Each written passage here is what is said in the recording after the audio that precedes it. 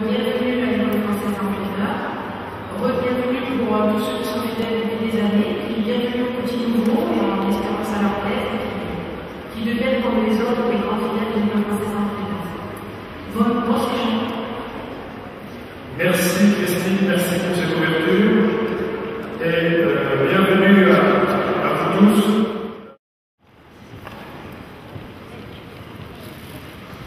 Nous jouerons de ce côté-là les rouges contre les jaunes, les bleus contre les oranges.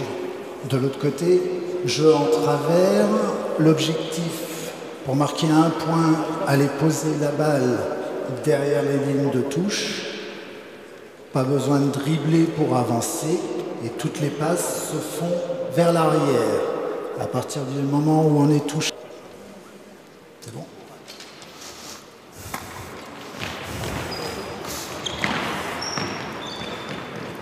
Allez, on essaie de faire progresser le ballon.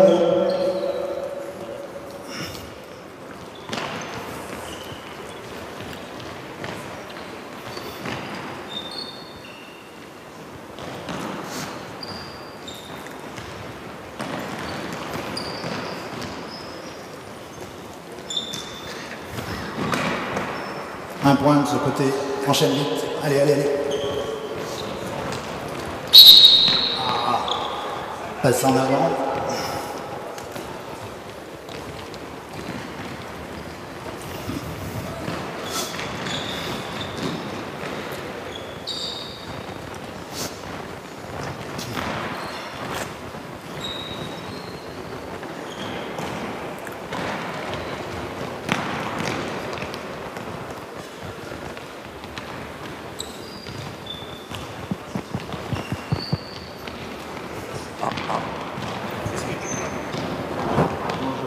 Comment je fais si je ne veux pas utiliser le micro?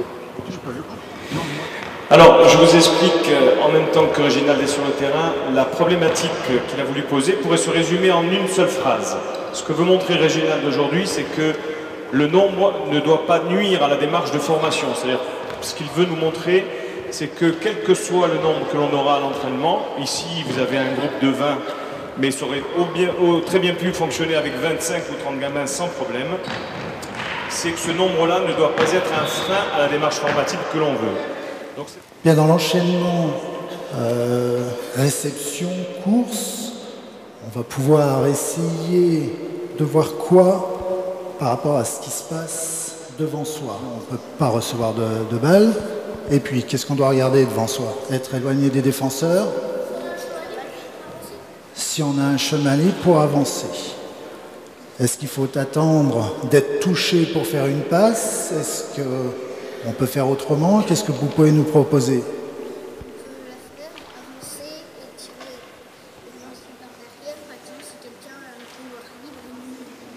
D'accord. Alors on va essayer ça rapidement. Attention maintenant, si on est touché de côté aussi, on doit faire une passe. En place. Si on est touché de côté, pas par derrière.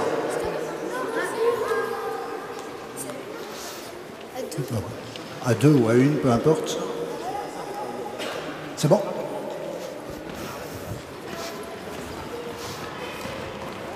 Donc l'idée, comme le disait Olivier, c'est d'essayer de découvrir non seulement balle en main les espaces dont on dispose devant soi, puisqu'il n'y a que le porteur de balle qui peut faire progresser le ballon, mais également d'envisager une activité du non-porteur qui, si lui veut recevoir la balle dans de bonnes conditions, doit se mettre non pas face à des adversaires, mais justement se décaler par rapport à eux. Donc toute l'idée là-dessus, c'est déjà de prendre un repère sur ce que j'appellerais le chemin d'accès au but ou à la cible, qui doit nous permettre et permettre aux enfants d'ores et déjà de se décaler par rapport à d'éventuels intervalles qui seraient créés.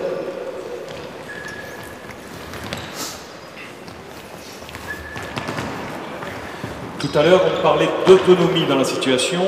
L'autonomie dont on parle dans celle-ci n'est pas qu'une autonomie où le joueur fonctionne seul.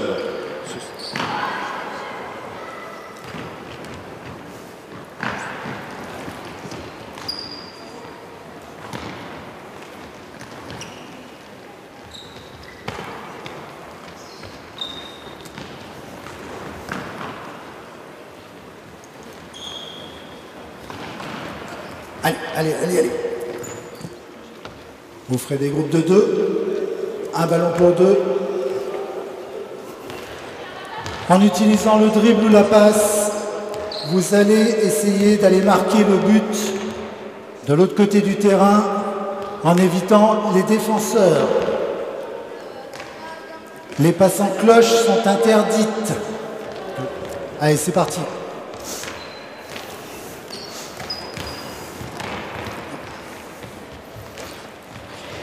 Vous vous mettez sur le côté, vous faites les changements. Voilà. Allez, on enchaîne rapidement.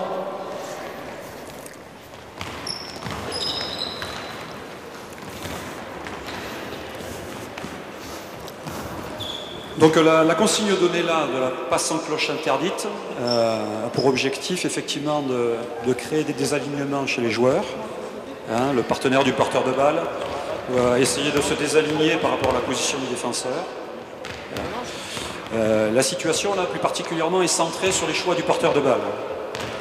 Entre le choix du dribble ou de la passe. Puisque effectivement en fonction de l'espace qui va se libérer devant lui, il aura cette alternative pour accéder toujours à la cible.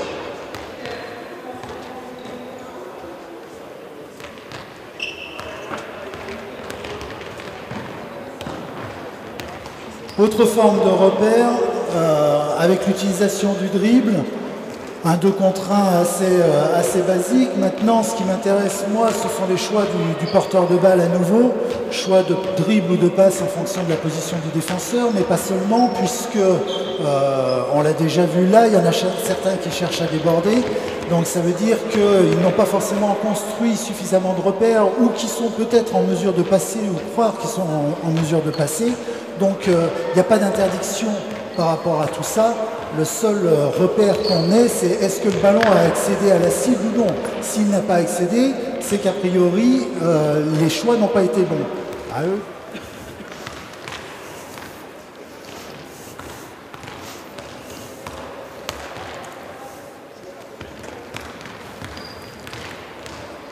Il faut décider plus vite, Alexis. Voilà, Bastien, pareil, il faut décider plus vite.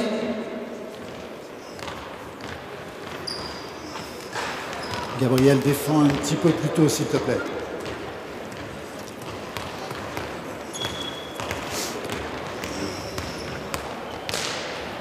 Bien, pour l'instant, on voit diverses choses qui ne sont pas forcément judicieuses, des dribbles quand on ne doit pas dribbler, des passes quand on ne doit pas passer, peu d'accès au but dans des situations qui sont relativement simples.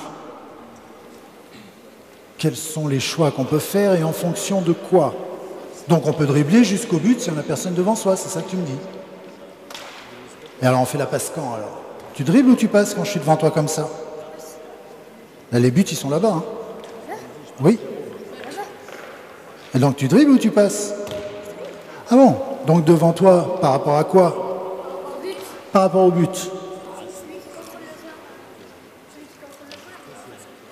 Le défenseur qui contrôle le joueur, quel joueur? D'accord. On va changer les gardiens, on se remet en place rapidement. Tu es avec qui, Alexis? Tous les deux, vous vous mettez dans le but, c'est parti.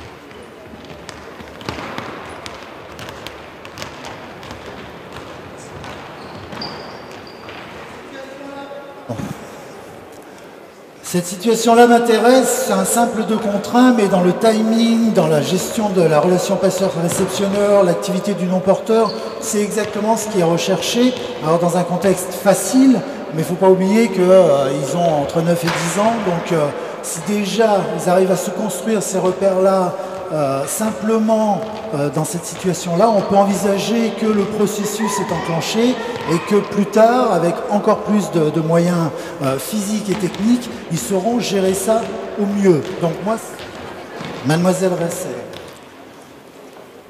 une dernière séquence sous cette forme-là, où vous allez, pendant les temps, où vous n'êtes pas sur le terrain, c'est-à-dire en défense sur le côté ou en attente de passer derrière, vous allez essayer de trouver des moyens, pour les attaquants, de battre vos adversaires. Donc n'hésitez pas à discuter entre vous en fonction des adversaires que vous allez avoir, savoir ce qu'on va pouvoir faire pour battre ses adversaires, et les défenseurs également, en fonction de qui vous allez avoir, essayez de trouver des pièges ensemble, à deux, vous pouvez vous parler et vous mettre rapidement en place derrière.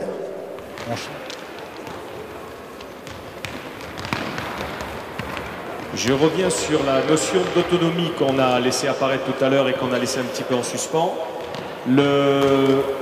La stratégie adoptée par Réginald sur sa dernière intervention est bien dans ce que nous avons dit tout à l'heure. C'est-à-dire que là, les joueurs n'ont aucun problème d'autonomie fonctionnelle. Ils ont bien compris la règle. Ils ne l'appliquent pas tout le temps. Vous avez bien vu qu'on a vu des passes en cloche et que l'entraîneur qui a le dos tourné ne la verra pas. Ils font parfois du débordement alors que l'entraîneur veut parfois une passe. Il y a effectivement des comportements que l'on pourrait appeler des comportements déviants, mais généralement, en règle générale, l'autonomie fonctionnelle ne pose aucun problème. On va passer à toute autre chose. Vous allez vous mettre par 4 de manière libre, rapidement. Quand vous êtes par 4, vous allez vous mettre indifféremment vers les plots là-bas. Duel tireur gardien, c'est le gardien qui détermine la taille du but. C'est le tireur qui détermine la distance pour tirer. Les changements sont libres, c'est vous qui décidez comment vous changez. Cette séquence dans la séance, vous allez voir que les joueurs sont totalement libres, totalement autonomes dans la gestion. Vous allez voir que des groupes vont certainement aller plus vite que d'autres à se mettre en place et en activité. Les joueurs sont capables de fonctionner tout seuls et de gérer tout seuls la situation qu'ils sont en train de vivre. Alors, Réginald, j'ai déjà 2-3 petites questions. La première question, elle est sur la première situation où on voulait juste une précision sur le pourquoi du toucher de face ou du toucher de côté qui était présent. Hein. Pourquoi tu as pris cette précaution-là par rapport à la première situation?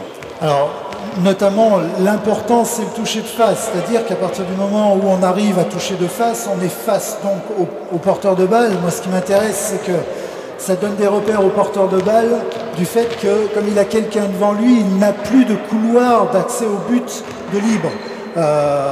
C'est le tout premier repère à prendre en fin de compte. J'ai quelqu'un devant moi ou j'ai personne devant moi. C'est la grosse différence, mais elle est encore plus grande pour eux qui n'ont pas forcément ces repères-là d'espace par rapport à nous, où pour eux les espaces sont très grands ou très petits. Ils n'ont pas de distinction par rapport à ça.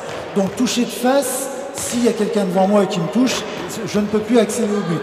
Le toucher de côté, c'est pour rendre un peu plus difficile, parce qu'effectivement, comme vous avez pu le voir, on a eu 2 temps, beaucoup plus facile dans le premier temps, beaucoup plus difficile dans le deuxième temps. C'est néanmoins faire toucher du doigt aux enfants qu'à partir du moment où on a attiré un défenseur, voire 2 vers soi, on a la possibilité de donner, parce qu'on a certainement libéré des espaces pour d'autres, libéré des secteurs de jeu pour d'autres. La deuxième question, c'était sur la deuxième situation. On avait bien compris qu'il y avait un 2 contre 1, puis un 2 contre 1. Et on s'est bien aperçu qu'à un moment donné, il y a une zone où les joueurs sont plongés quasiment sur un 2 contre 2 dans le secteur central. Est-ce qu'il y a une recherche ou une attente particulière pour le porteur de balle et pour le non-porteur de balle à travers ces 2 espaces qui sont explorés par les joueurs? Il y a 2 activités possibles. Il y a celle du non-porteur de balle. Si les défenseurs sont proches de la ligne médiane, ou ils devraient exploiter l'espace qui est derrière, chose qu'on n'a pas forcément vue. Et puis, il y a la possibilité, je l'ai évoqué tout à l'heure, il ne faut surtout pas, même si on est à 2 contre 1, interdire la possibilité aux joueurs de déborder. Parce qu'il peut faire le choix de déborder à 2 contre 1, même si ce n'est pas la meilleure solution. Ça peut l'aider à construire un rapport de force avec son adversaire. Quand on a un joueur d'1m95 qui se retrouve face à un ailier en défense, il peut faire le choix de tirer alors qu'il a encore son ailier. Donc c'est pas interdire pour interdire. La possibilité de déborder un adversaire est tout à fait envisageable, même à 2 contre 1. On va retrouver un fonctionnement en travers comme tout à l'heure. Cette fois-ci, c'est vous qui allez déterminer dans votre équipe qui sera gardien de but, qui sera défenseur, sachant qu'on aura besoin donc d'un gardien de but et de 3 défenseurs. Les 3 défenseurs seront répartis. Les 3 défenseurs seront répartis de la manière suivante. 2 défenseurs dans la deuxième moitié de terrain, 1 défenseur dans la première moitié de terrain et une contrainte en attaque. Dans la première moitié de terrain, on n'aura pas le droit de dribbler. C'est à vous de déterminer qui sera gardien, qui sera défenseur, qui sera attaquant. Voilà. Donc comme vous pouvez le voir dans cette situation, qui est une évolution de la deuxième situation de la séance, là on voit apparaître une nouvelle notion, qui est la notion de réseau d'échange, puisqu'on a un deuxième partenaire porteur de balle, et que effectivement, notamment sur la première partie du terrain où le dribble est interdit, le porteur de balle a le choix de donner son ballon à l'un ou l'autre de ses partenaires en fonction effectivement de l'activité des défenseurs et de la même façon aussi du couloir qui se retrouve libre devant lui.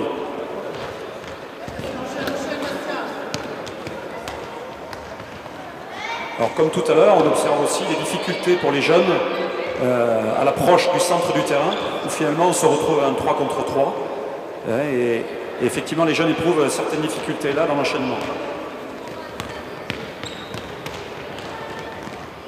Comme tout à l'heure, c'est le rapport de force qui va dicter un petit peu la réponse du joueur. On observe encore une fois ici aussi des débordements de la part des jeunes joueurs lorsque le défenseur n'est pas tout à fait face à eux, notamment dans la deuxième moitié de terrain. Ce que je vois et qui manque, mais ça de manière récurrente, c'est une activité physique. Si vous ne courez pas, vous n'aurez pas la solution. Et les Blancs, je crois que vous n'avez pas compris ça.